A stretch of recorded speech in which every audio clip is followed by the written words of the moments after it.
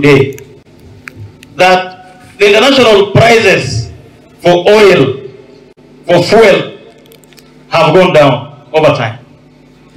Bei ya mafuta kidunia mzima imeenda chini. Kwa hela nyingi tu, some places imeenda chini na shilingi 40, some places imeenda chini na shilingi 30, na hapa tunaregesha bei ya mafuta chini na shilingi 5, shilingi 10. We want to ask the government, the people deciding, that we want that as the international oil prices go down, we should see the same happening in the country. Bei ya mafuta ikienda chini internationally, hapa Kenya pia ifanye nini? Iende chini. Na tuongee na banks. We cannot be having the banks charging the dollar rate at $157 shillings per dollar. Yet the CBK rate is 153.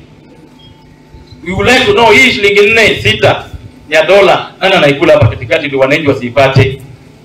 So bei ya fuel must go down as the national prices go down. Number 2, like in the last few months, we've seen corruption creeping back to the government. Corruption creeping back to the government. Wale tu wameingia serikali juzi, unaona wameanza kuwa na mali mingi tu. Unajua mshahara yako ni ngapi, lakini vitu unatumia, mavazi zako, wewe unakaa haiambatani na pesa unapata kama mshahara. We must deal with these things as a country, and as we told the president this, as a country, for us to grow, we must slay the dragon of corruption.